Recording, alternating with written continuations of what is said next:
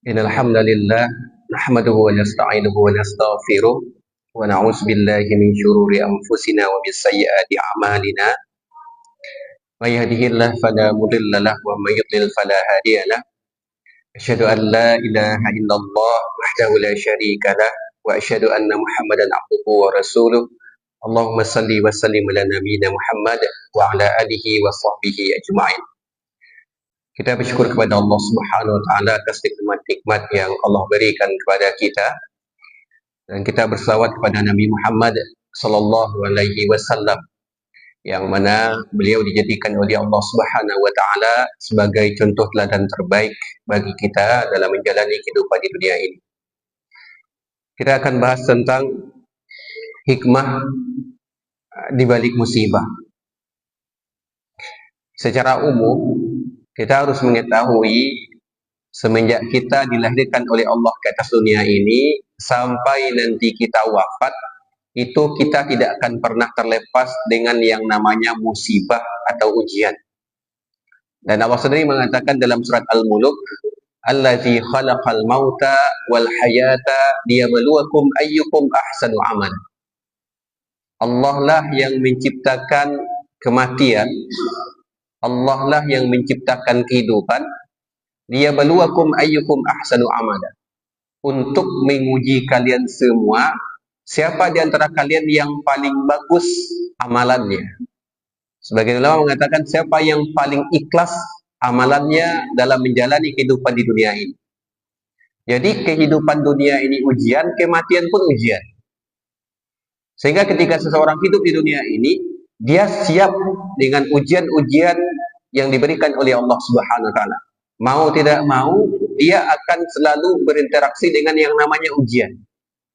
Siapapun di antara kita pasti akan diuji oleh Allah Subhanahu wa taala. Bahkan dalam surah Al-Baqarah ayat 155 sampai 156, Allah mengatakan walanabluwannakum bisyai'in minal khaufi wal ju'i wa naqsim minal amwali wal anfusi was samarat. Dan pasti kami akan benar-benar menguji kalian semua dengan musibah-musibah, dengan ujian-ujian, baik berupa ketakutan, baik berupa kelaparan, baik berupa kekurangan harta benda, baik berupa wafatnya orang-orang yang kalian cintai, baik berupa kekurangan buah-buahan. Itu semua pasti akan diujikan kepada kita semua di dunia ini. Kemudian kata Allah, wa basyiris sabirin, dan beri kabar gembiralah kepada orang-orang yang bersabar ketika menghadapi musibah-musibah yang Allah berikan. Siapa orang yang bersabar itu? Pada ayat selanjutnya Allah mengatakan, alladzina idza asabatkum musibah, yaitu orang-orang yang ketika mereka mendapatkan musibah dari Allah Subhanahu wa taala, qalu, mereka mengucapkan dan meyakini, inna lillahi wa inna ilaihi rajiun. Sesungguhnya kami ini semuanya milik Allah, dan sesungguhnya pasti kami akan kembali kepada Allah Subhanahu wa taala. Jadi itu janji dari Allah Subhanahu wa taala. Siapapun di antara kita pasti dapat musibah. Nabi, Rasul pasti dapat musibah. Para sahabat dapat musibah. Orang kaya dapat musibah, dapat ujian. Orang miskin dapat ujian, dapat musibah. Semua kita diuji oleh Allah Subhanahu wa taala. Orang yang kokoh imannya diuji oleh Allah Subhanahu wa taala, orang yang lemah imannya diuji oleh Allah Subhanahu wa taala. Nah, karena semua kita mendapat ujian dari Allah Subhanahu wa taala, apa hikmah-hikmah dari musibah yang Allah berikan itu? Ini saya kumpulkan dalil-dalilnya dari Al-Quran dan hadis Nabi, begitu juga dari perkataan para ulama. Hikmah-hikmah di balik musibah yang Allah berikan kepada kita. Yang pertama, setiap musibah yang diberikan oleh Allah kepada kita itu akan menghapus dosa-dosa kita. Apapun musibah yang menimpa kita, setiap musibah itu akan menghapuskan dosa-dosa kita. Dalam hadis riwayat Imam Muslim, Nabi mengatakan, "Ma min musibatin tusibul muslima illa kaffarallahu biha anhu hatta syaukati yushakuha." Apapun musibah yang menimpa seorang muslim, pasti dengan musibah itu Allah akan hapuskan dosanya hatta syaukati yushakuha. Sampai duri yang menusuk kulitnya, kalau dia sabar atas musibah itu, Allah akan hapuskan dosa-dosanya. Ibu-ibu pas motong bawang, nggak sengaja terpotong tangannya, itu musibah dari Allah. Sabar ibu-ibu, nggak ngeluh, nggak mengeluarkan kata-kata yang buruk, itu menghapuskan dosa. Kan sepele.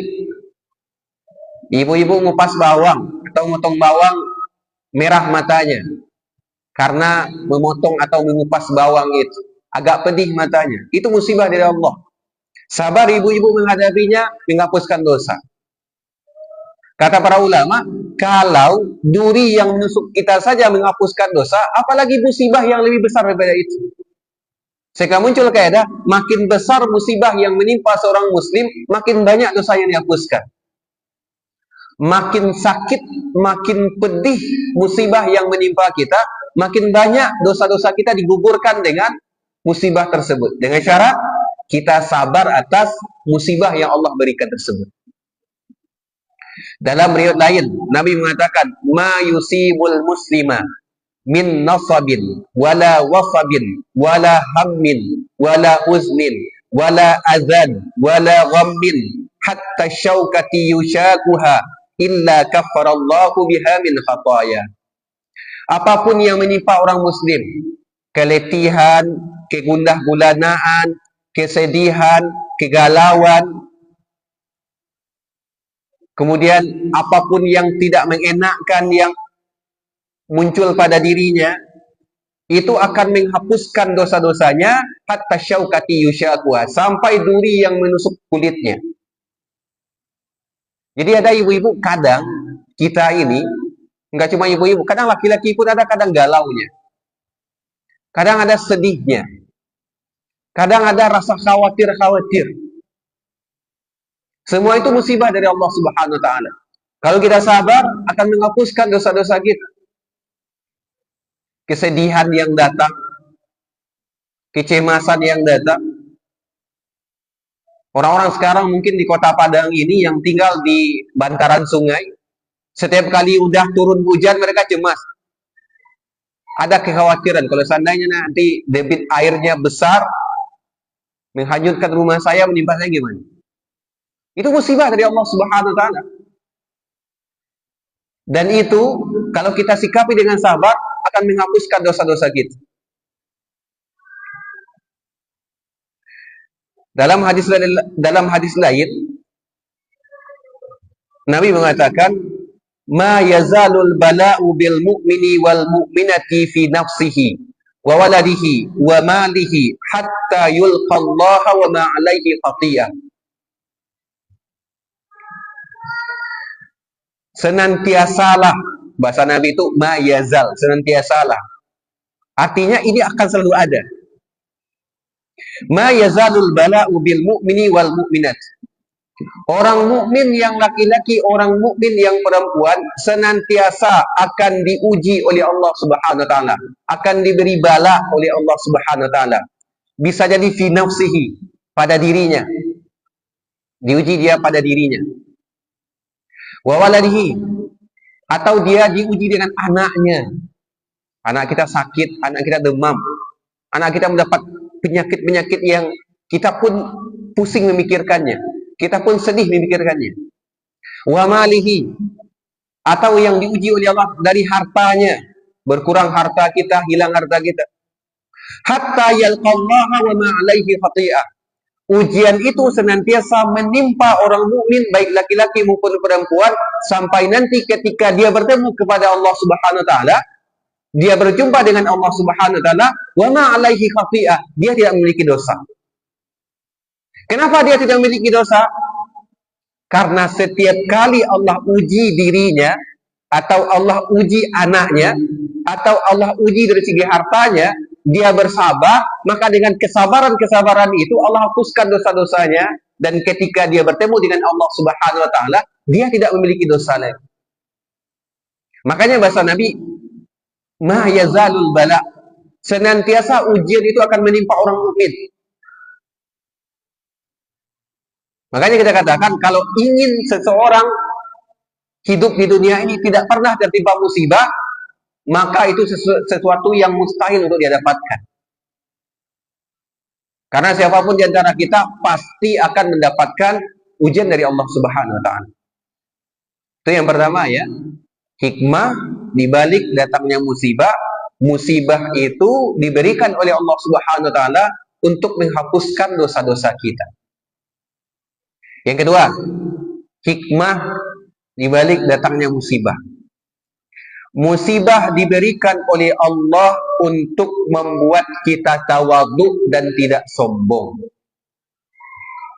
Allah mengatakan di dalam surah Al-An'am ayat 42, kata Allah, "Walaqad arsalna ila umamin min qablika fa akhadnakum bil ba'sa'i wad-dharra'i la'allakum yatadarra'un." Dan sungguh kami benar-benar telah mengutus Rasul kepada umat-umat sebelum engkau, wahai Muhammad. Fa'akhaznakum bil ba'sa'i wad-dharra. Mereka tertimpa musibah, mereka tertimpa mara bahaya. La'allakum yatadarra'un. Supaya mereka itu bertadarruk, supaya mereka itu merendahkan hati mereka kepada Allah Subhanahu wa taala. Jadi kalau ada kita mendapat musibah, itu tujuannya supaya kita nggak sombong. Coba dalam hidup ini ibu bapak, kalau seandainya ada orang yang tak pernah gagal dalam hidupnya, apa yang terjadi? Dia akan sombong. Bahkan ada satu kisah, padahal kisah ini terjadi pada diri Rasulullah SAW. Nabi itu memiliki sebuah unta, yang unta Nabi ini setiap kali lomba lari dengan unta-unta lain nggak pernah kalah. Sehingga para sahabat senang sekali dengan unta Nabi itu. Suatu ketika, ada seorang Arab Badui datang membawa untanya, kemudian mengadu untanya itu dengan unta Nabi. Apa yang terjadi? Kalahlah unta Nabi SAW. Ketika itu para sahabat merasa kecewa. Kenapa? Karena selama ini unta Rasulullah itu nggak pernah kalah kalau setiap kali lomba lari. Ternyata ada orang Arab Badui, orang Arab dari kampung, mengadu lari dengan untanya, diadu lari dengan unta Rasulullah, ternyata menang untanya. Padahal Nabi nggak pernah menyombongkan kehebatan untanya. Tapi kenapa dikalahkan? Nabi ingin mengajarkan kepada para sahabat bahwa apapun yang kita miliki tidak boleh terlalu kita banggakan. Tidak boleh terlalu kita sombongkan. Makanya di antara hikmah diberikan kita ujian musibah oleh Allah supaya kita jangan sombong. Coba kalau ada orang dari semenjak dia lahir sampai dia umur 30-40 nggak pernah sakit, apa yang terjadi? Dia akan sombong pada dirinya. Tapi diberi dia sakit, diberi dia demam. Sehingga apa yang terjadi? Ternyata dia lemah. Ternyata dia butuh pertolongan dari Allah Subhanahu wa taala. Ternyata dia butuh pertolongan dari Allah Subhanahu wa taala, walaupun bisa jadi dia bisa berobat kemana yang dia inginkan. Tapi Allah beri dia sakit yang kadang udah berobat ke sana, ke sini, ke situ gitu. Enggak juga sehat-sehat. Akhirnya dia sadar bahwa dia harus menserahkan dirinya kepada Allah Subhanahu wa taala. Makanya Allah mengatakan la'allakum yatadarra'un, supaya orang itu jangan sombong dalam hidup ini. Coba kalau ada ikhwan, anak-anak muda kita, setiap kali lamar akhwat orang diterima langsung, apa yang terjadi? Mungkin sombong dia, saya ganteng juga ya. Setiap kali lamar anak gadis seorang diterima gitu. Tapi ada kadang lamar ini ditolak, lamar ini ya diterima tapi dia nggak suka gitu. Supaya apa? Dia sadar diri, jangan sombong dengan apa yang dia miliki.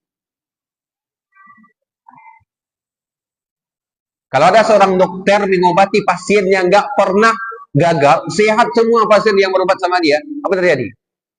Kemungkinan dia sombong itu sangat besar. Sehingga dia akan menganggap remeh orang lain nanti. Dokter yang lain, alah kalau saya ngobat pasti sembuh nih. Tapi Allah beri ujian. Allah beri teguran. Tujuannya supaya jangan sombong dalam menjalani kehidupan di dunia ini. Itu yang kedua ya. Musibah diberikan untuk membuat kita tawadhu dan tidak sombong. Ada orang yang memiliki mobil mewahnya. Ada orang yang memiliki rumah mewahnya. Datang gempa.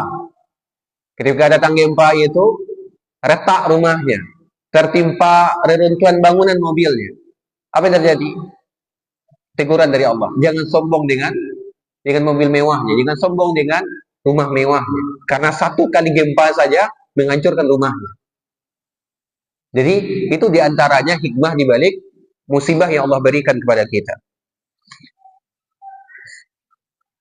Yang ketiga, hikmah dibalik datangnya musibah adalah musibah itu melatih kita untuk pandai bersyukur.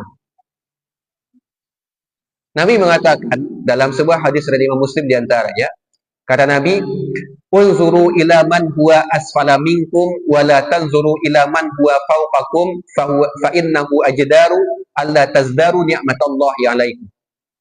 Lihat kepada orang-orang yang berada di bawah kalian, jangan kalian melihat kepada orang-orang yang berada di atas kalian.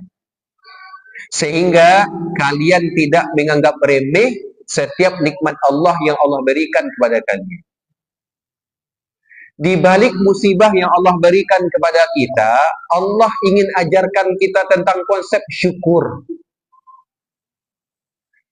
Kalau ada ibu-ibu punya anak 2 atau 3, agak susah mendidik anak 2 atau 3 itu.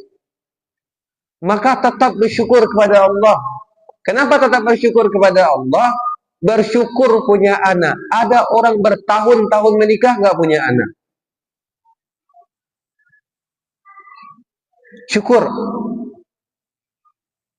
Ada seorang perempuan menikah, memiliki suami, udah 10 tahun, udah puluhan tahun menikah, belum juga punya anak. Tetap syukur kepada Allah di balik musibahnya itu.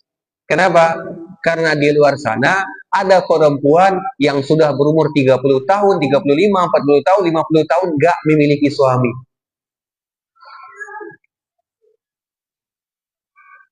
Ada perempuan sudah berumur 40 tahun, 50 tahun, belum juga memiliki suami, 60 tahun gak memiliki suami. Tetap syukur pada Allah. Syukur atas apa? Syukur karena dijadikan orang Islam. Karena ada orang di luar sana yang tidak mendapatkan hidayah agama Islam dari Allah Subhanahu wa taala. Makanya musibah apapun yang menimpa kita, ada latihan di sana, latihan kita supaya bersyukur pada Allah. Kalau kita bandingkan musibah kita itu kepada orang yang lebih besar musibahnya. Makanya dalam konsep nikmat, bandingkan nikmat kita dengan nikmat orang yang ada di bawah kita. Kita syukur kepada Allah. Dalam konsep musibah, bandingkan musibah kita dengan musibah orang yang lebih besar musibahnya dari kita. Itu akan melahirkan rasa syukur. Kalau konsep ini kita tanamkan dalam kehidupan kita, insya Allah, gitu, apapun musibah yang Allah berikan kepada kita, akan memunculkan rasa syukur. Ada orang terbaring di rumah sakit. Sudah mungkin 1 pekan, 2 pekan terbaring di rumah sakit. Tapi dia ingat, dia lihat di sampingnya ada orang yang sudah 2 bulan di rumah sakit dalam kondisi tidak sadarkan diri, contoh. Apa yang muncul pada dirinya? Syukur dia kepada Allah.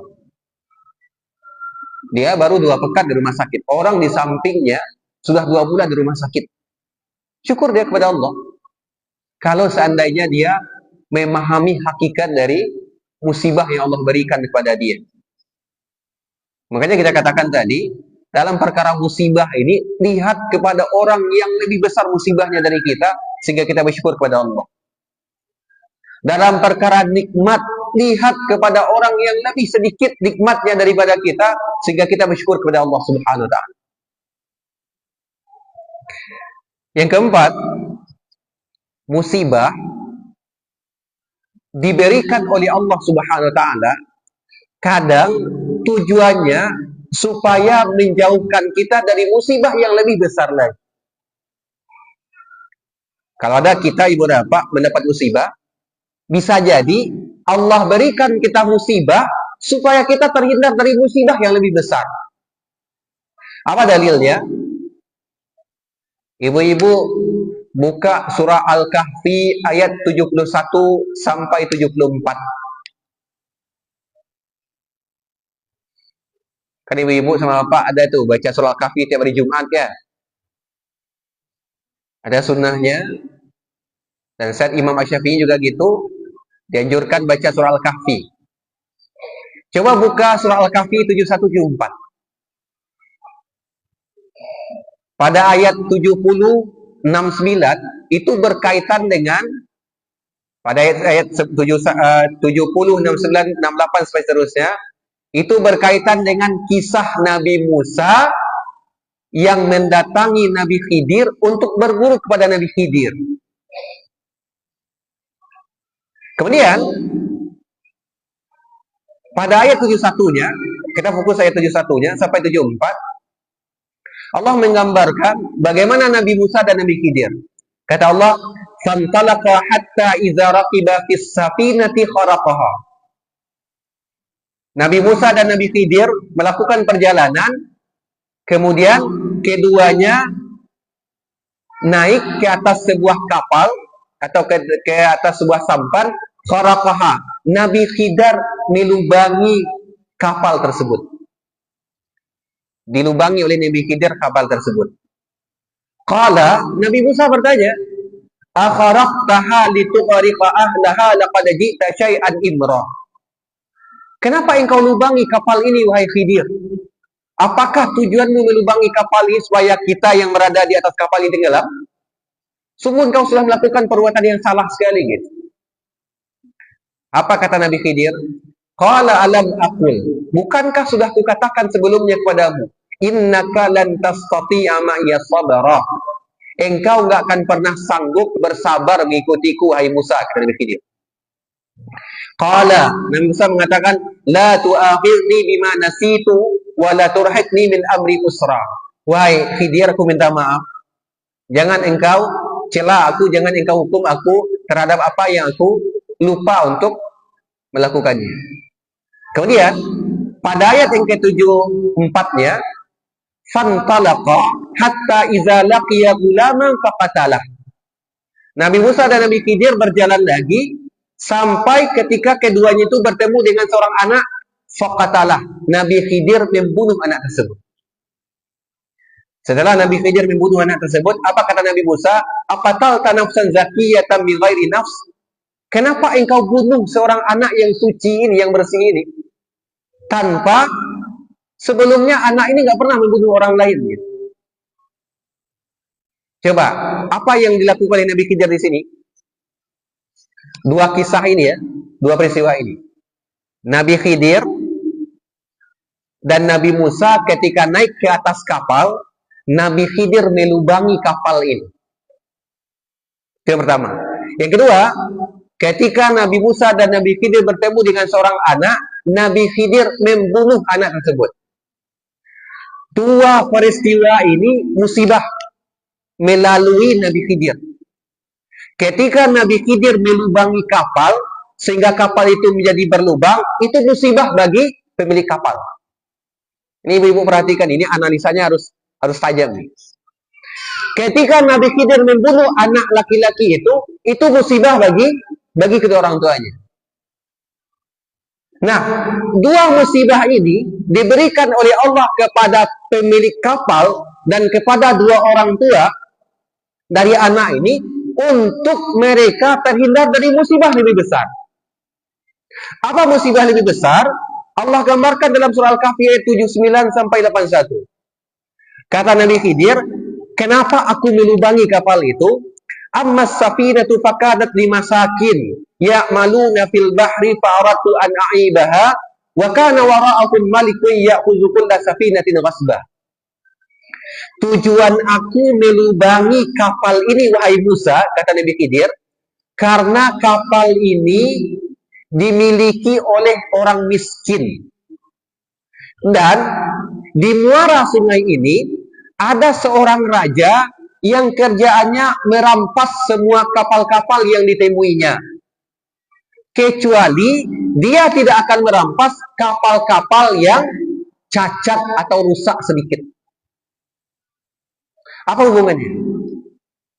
Allah berikan musibah kepada pemilik kapal dengan dilubanginya kapal itu supaya terhindar dari musibah yang lebih besar. Apa musibah lebih besar? Diambil kapalnya oleh raja. Paham ya ibu-ibu ya?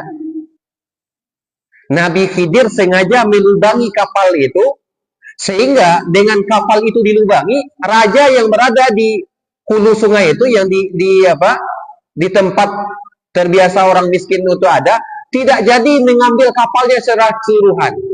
Kenapa? Karena raja itu tidak akan mengambil kapal yang ada kapal itu pun memiliki rusak sedikit pun. Raja itu hanya mengambil kapal-kapal yang tidak memiliki cacat, yang sempurna. Nah, ketika Nabi Khidir melubangi kapal itu, memang yang memiliki kapal itu dapat musibah. Lubangnya terlubangi oleh Nabi Khidir. Tapi dia terhindar dari musibah lebih besar. Apa musibah lebih besar? Diambil atau dirampasnya kapalnya tersebut oleh seorang raja. Maka dalam hidup kita, kayak gitu juga. Allah berikan kita musibah, bisa jadi untuk menghindar kita dari musibah lebih besar lagi. Kedua, kata Nabi Khidir, adapun kenapa ada seorang gulam, anak kecil, dibunuh oleh Nabi Khidir, sehingga ketika anak ini mati, tentu orang tuanya mendapatkan musibah berupa kematian anaknya. Tapi dengan kematian anaknya, dengan musibah yang kecil itu, dihindarkan oleh Allah musibah lebih besar. Kata Nabi Khidir, wa ammal gulamu fakana abawahu mu'minaini fakashina ayyurhifahuma tughyana wa kufra. Adapun anak yang aku bunuh ini, orang tuanya adalah orang-orang yang beriman. Dan aku tidak ingin anak ini akan menjadi besar. Ketika anak ini menjadi besar, dia akan menyesatkan orang tuanya, membuat orang tuanya menjadi orang yang kafir atau kufur kepada Allah. Maka Nabi Khidir bunuh anak ini sehingga orang tuanya mendapat musibah, tapi dengan musibah wafatnya anaknya terhindar orang tuanya dari musibah yang lebih besar. Apa musibah yang lebih besar? Dia disesatkan oleh anaknya kalau anaknya tetap hidup. Maka Allah berikan dia musibah yang kecil supaya terhindar dari musibah yang besar.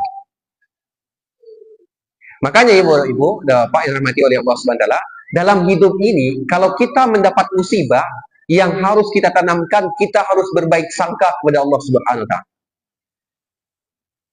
Karena bisa jadi musibah yang Allah berikan kepada kita itu untuk menyelamatkan kita dari musibah yang lebih besar lagi.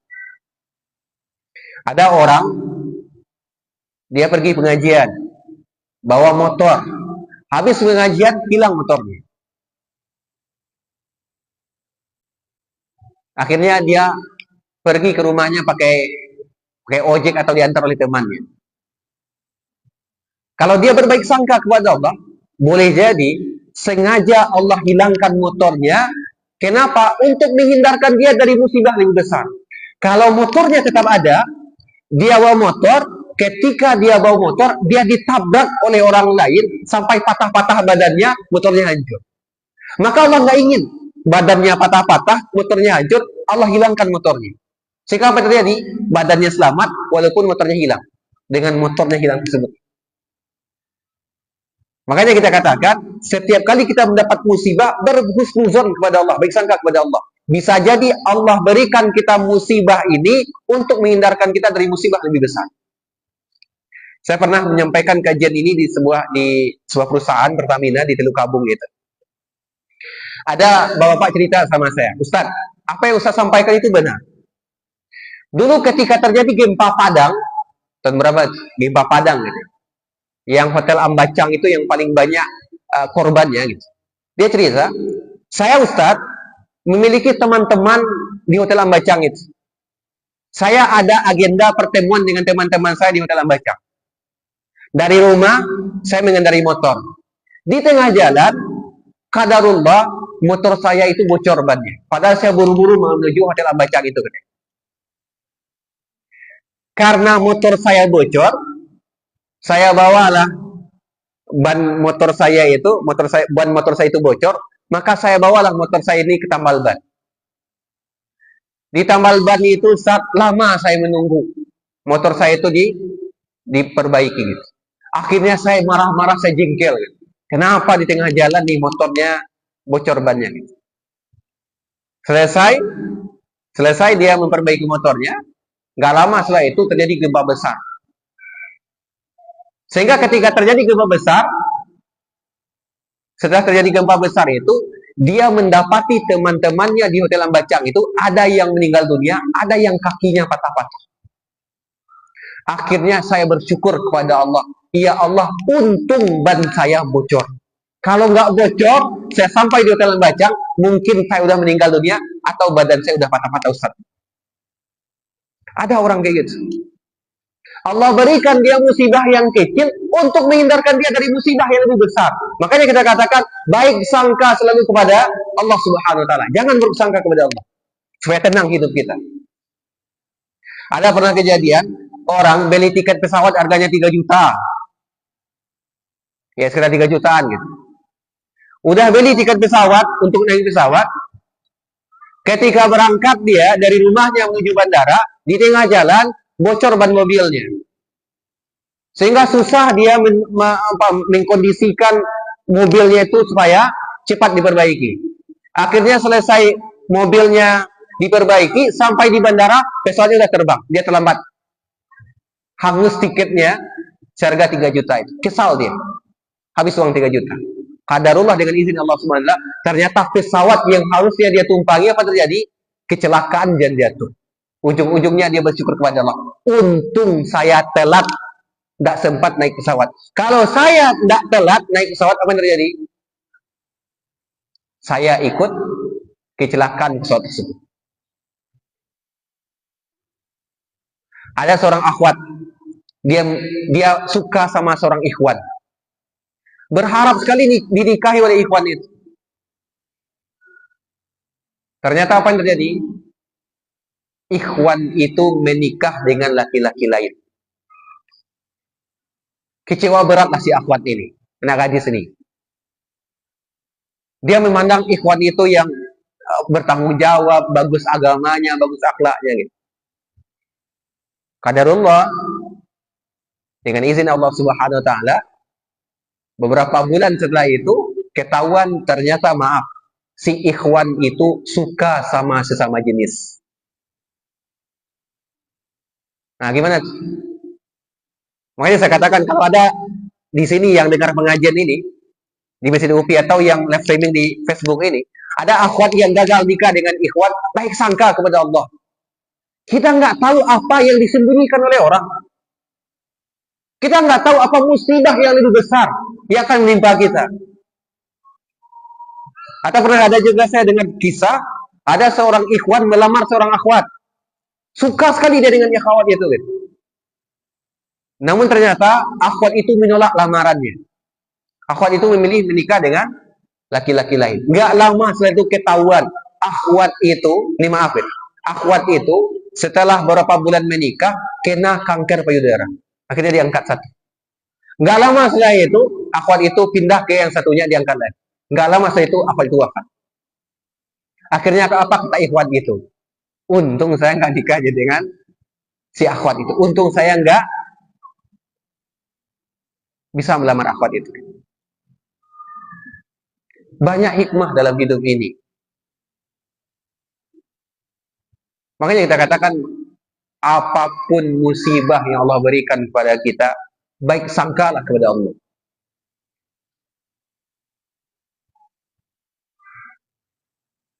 Tapi kalau kita nggak mau berbaik sangka kepada Allah, dipastikan hidup kita nggak akan pernah tenang.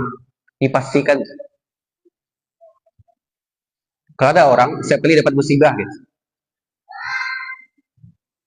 buruk sangka kepada Allah, nggak menanamkan baik sangka kepada Allah, dipastikan hidupnya nggak akan pernah tenang. Tapi kalau seandainya ada orang sekali dapat musibah, baik sangka kepada Allah, dapat musibah, baik sangka kepada Allah, insya Allah hidupnya akan tenang.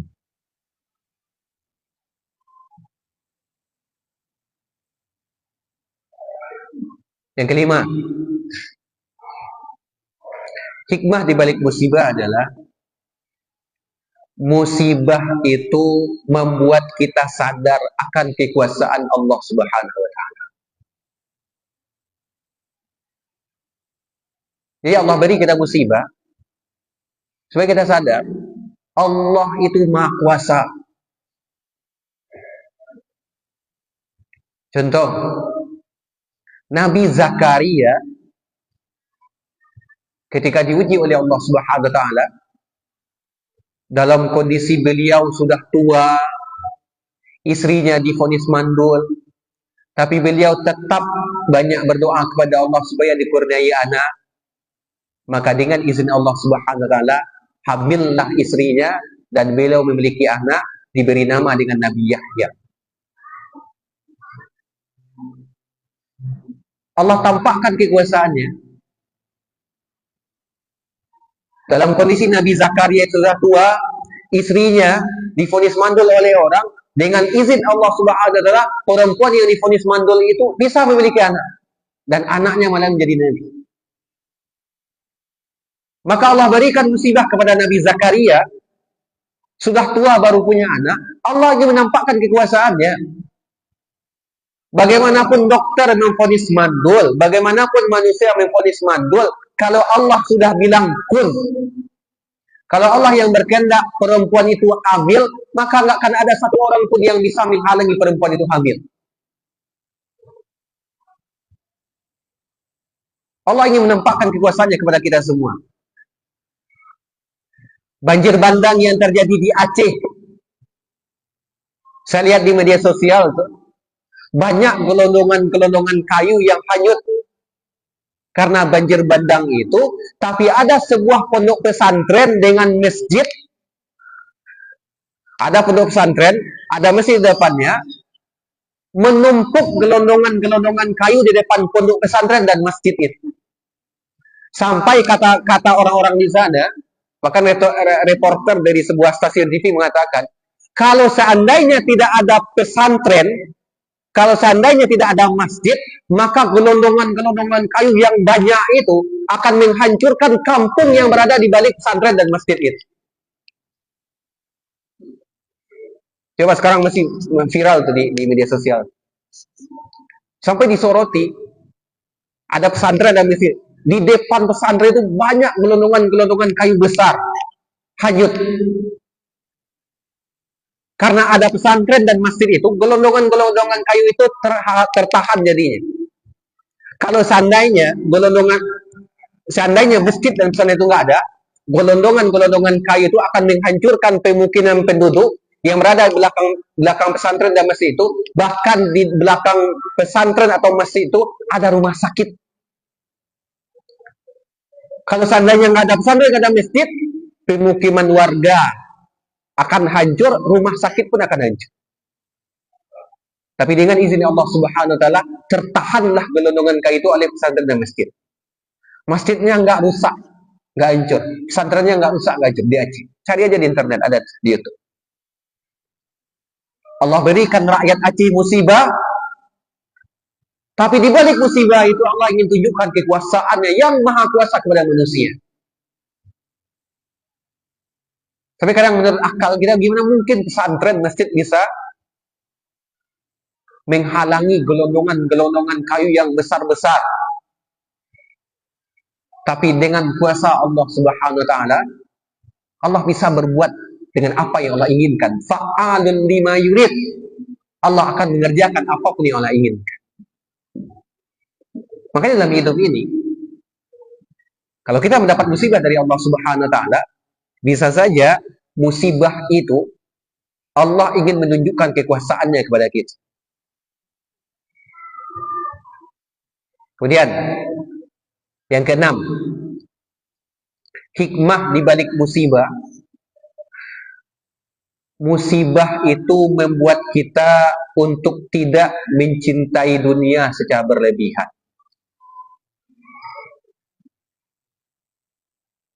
Coba kita lihat di Padang, di Sibolga, di Aceh, atau mungkin yang banyak terlihat itu di Aceh. Betapa banyak kita lihat di media sosial mobil-mobil mewah ditinggal oleh pemiliknya, tidak diurus. Padahal boleh jadi pemiliknya untuk membeli mobil itu harus mengeluarkan uang ratusan juta. Ada orang yang memiliki rumah yang bagus, rumah yang mewah, ketika banjir datang, maka rusaklah rumahnya. Padahal mungkin ratusan juta uang yang dia keluarkan untuk membangun rumah itu. Apa hikmahnya? Supaya kita jangan terlalu mencintai dunia secara berlebihan. Mobil mewah kita bisa saja hancur. Rumah mewah kita bisa saja rusak. Maka jangan terlalu memikirkan dunia sampai lupa akan akhirat kita. Jangan sampai terlalu memikirkan bagaimana memiliki rumah mewah, rumah besar di dunia ini, tapi lupa bekal kita untuk tinggal di rumah setelah kita mati nantinya. Apa rumah kita setelah kematian? Kuburan kita.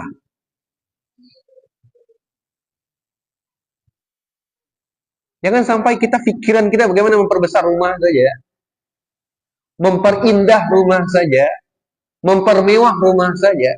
Yang gara-gara untuk memperbesar rumah, memperindah rumah, mempermewah rumah, kita tinggalkan salat kita tinggalkan ibadah kita lakukan maksiat-maksiat yang mendatangkan murka dari Allah Subhanahu wa taala.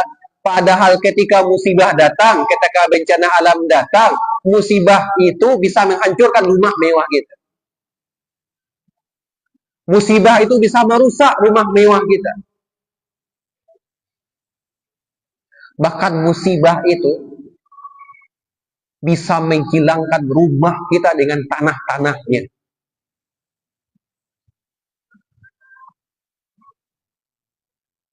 Jadi kalau kita dapat musibah, tujuannya jangan sampai kita terlalu mencintai dunia ini secara berlebihan. Lupa kita akan akhirat. Lupa akan bekal kita menghadap Allah Subhanahu wa taala.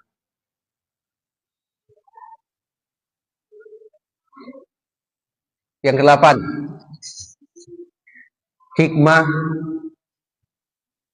di balik datangnya musibah dari Allah Subhanahu wa taala. Dengan musibah yang Allah berikan, seseorang akan ditempatkan oleh Allah pada derajat yang tinggi yang tidak bisa dia peroleh dengan amal salehnya. Jadi kenapa Allah berikan kita musibah? Bisa jadi tujuannya supaya dengan musibah itu Allah tempatkan kita pada derajat yang tinggi, yang mana derajat yang tinggi itu tidak akan bisa kita peroleh dengan amal saleh yang kita lakukan. Dalam sebuah hadis dari Imam Abu Dawud, kata Nabi SAW, sesungguhnya ada seorang hamba yang telah ditetapkan baginya suatu derajat di surga. Namun dia tidak mampu mencapai derajat tersebut dengan amalnya. Maka Allah pun menimpakan musibah padanya, baik musibah itu menimpa dirinya, hartanya, atau anak-anaknya. Lalu Allah memberinya kesabaran dengan musibah tersebut, sehingga dia pun mencapai derajat yang tinggi tersebut di surga.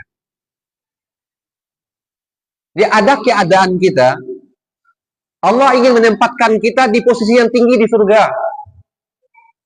Namun, kalau dihitung dengan amal saleh kita tidak cukup untuk menempatkan kita di derajat yang tinggi di surga tersebut. Maka, supaya kita bisa menempati derajat yang tinggi di surga tersebut, Allah berikan kita musibah. Bisa jadi musibah itu menimpa diri kita, bisa jadi musibah itu menimpa anak-anak kita, dan bisa juga musibah itu menimpa harta benda kita. Makanya kita katakan berbaik sangka kepada Allah setiap kali kita mendapat musibah. Yang kesembilan, ini ada 15, sekitar 15 nih. Musibah akan membuat seseorang banyak berdoa kepada Allah. Nabi Zakaria ketika diuji oleh Allah dengan fisiknya yang sudah tua, istrinya divonis mandul. Ketika diuji oleh Allah, apa yang terjadi? Dengan ujian dari Allah itu, Nabi Zakaria banyak berdoa kepada Allah Subhanahu wa taala. Ibu-ibu bisa baca awal surat Maryam. Di dalam surat Maryam ayat 4 Allah menggambarkan kisah Nabi Zakaria. Qala rabbi inni wahanal azmu minni washta'ala ar-ra'su syaiba wa lam akum bidu'aika rabbi syaqiyya. Nabi Zakaria berdoa, ya Allah, tulang belulangku sudah lemah ya Allah. Uban-uban sudah banyak tumbuh di kepalaku ya Allah. Namun aku tidak pernah berhenti, tidak pernah putus asa berdoa kepadamu ya Allah untuk mendapatkan anak. Ketika diuji oleh Allah, Nabi Zakaria banyak berdoa kepada Allah. Makanya banyak di antara manusia itu banyak berdoa kepada Allah ketika dia tertimpa musibah. Namun ketika manusia itu dalam kondisi mapan, dalam kondisi kaya, dalam kondisi aman, dalam kondisi sehat, kadang banyak di antara manusia itu yang lalai berdoa kepada Allah, yang lalai meminta kepada Allah. Tapi ketika musibah datang, apa yang terjadi? Kita aja lah yang sampai sekarang masih sehat gitu. Ketika dalam kondisi hujan-hujan lebat, sedangkan ada sebagian saudara-saudara kita sedang diuji oleh Allah di Batu Busua, di Lubuang Buki, di Pelembayan, di Sibolga, di Aceh gitu. Ketika hujan turun, agak lama hujan itu, agak lebat hujan gitu, itu pasti kita banyak berdoa kepada Allah. Ya Allah, lindungi saya dan keluarga ya Allah. Apalagi kalau ada orang, ya Allah lindungi kami di Padang ini ya Allah. Ya Allah, jangan sampai hujan yang turun ini hujan yang menghancurkan ya Allah. Hujan yang membinasakan ya Allah. Jadikan hujan ini hujan yang manfaat ya Allah. Pasti kita akan banyak berdoa. Kenapa kita banyak berdoa? Karena kita sudah lihat sendiri di kampung halaman kita sendiri, tetangga kita sendiri, di daerah di tempat kita tinggal sendiri, ada saudara kita yang mendapat musibah dari Allah. Itu Batu Busua akan dekat dari itu, dekat dari sini. Gitu. Nampak kita di kota Padang sendiri, sama-sama tinggal kita di sini. Ada sebagian saudara kita yang tertimpa musibah. Maka dengan musibah itu akan menyebabkan kita banyak berdoa kepada Allah Subhanahu wa taala. Bahkan saya ada pernah cerita, saya ada ketemu dengan seorang dosen. Dia sudah S3 waktu itu. Dia cerita sama yang, Ustaz, saya ini dosen honorer awalnya. Ketika saya masih dosen honorer, Ustaz, itu saya rajin salat subuh ke masjid. Belum azan orang, saya sudah bangun. Saya mandi, saya wudhu, kemudian saya salat tahajud. Minta kepada Allah supaya saya diluluskan PNS. Kemudian, habis saya salat tahajud, saya jalan kaki ke masjid. Salat subuh berjamaah ke masjid. Selesai salat subuh berjamaah di masjid, saya sempat baca Quran, kemudian saya pulang jalan kaki. Dan itu nikmatnya luar biasa, Ustaz. Tenang jiwa saya, Ustaz. Gitu. Tapi Ustaz katanya, beberapa bulan ini, saya kehilangan itu semua.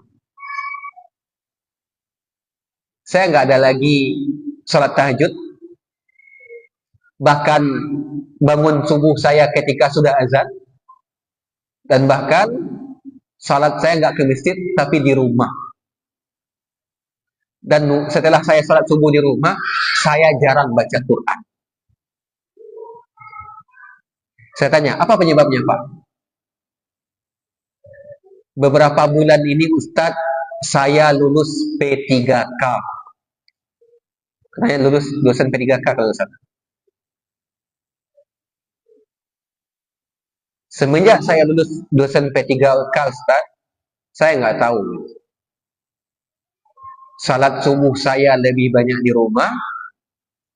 Saya jarang salat subuhnya berjamaah di masjid. Dan saya jarang baca Quran. Dan saya jarang berdoa kepada Allah. Apa namanya tuh? Itu namanya istidraj. Atau bisa jadi nama lainnya itu nikmat yang melalaikan kita dari ibadah kepada Allah. Dan itu yang paling dikhawatirkan oleh para ulama. Apalagi istidraj. Apa itu istidraj? Ada orang yang dibentangkan rizkinya, diberikan rizki yang melimpah, diberikan rizki yang melimpah, diberikan rizki yang melimpah. Ketika dengan rizki yang melimpah itu terbuka kesempatan dia untuk bermaksiat, bermaksiat dia.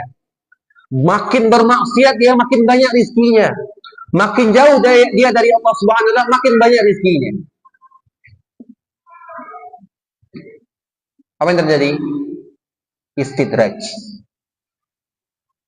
Allah lapangkan dunia bagi dirinya, tapi dia tidak mendapatkan kenikmatan dalam beribadah kepada Allah Subhanahu wa taala.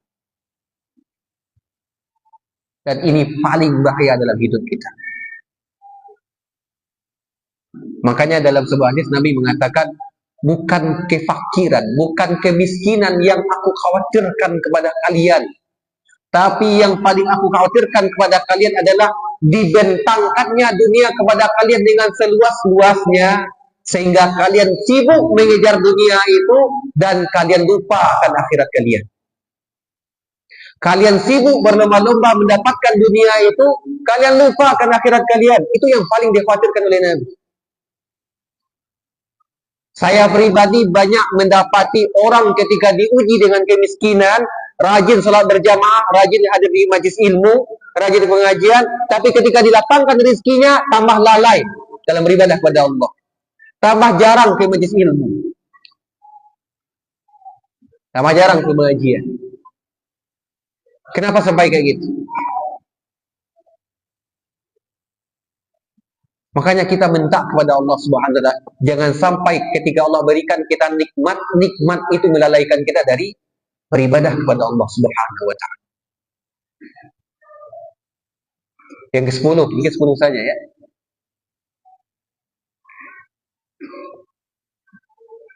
Hikmah di balik datangnya musibah. Musibah itu menumbuhkan jiwa empati pada diri seseorang. Ada orang sebelumnya dia hidup miskin. Pernah makan satu kali sehari saja.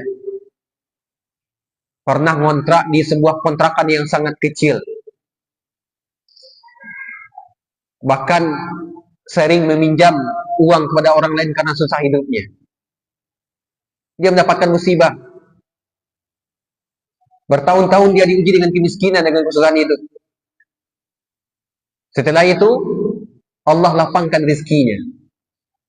Karena sebelumnya dia pernah merasakan kemiskinan, karena sebelumnya dia pernah merasakan kesusahan hidup, ketika dia kaya, ketika dia mapan, tumbuhlah jiwa empatinya.